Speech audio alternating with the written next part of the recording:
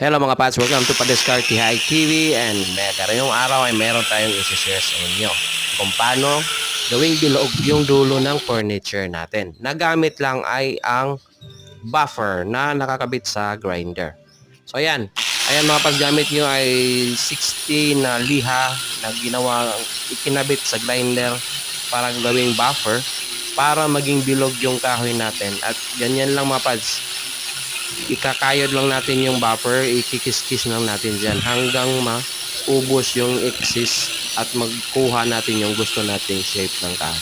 So ayan mga pads, yan yung isa-share natin ngayong araw sa 40-60 seconds. So ayan, sana ay mayroon kayong matutunan at please follow, share, and subscribe. Salamat!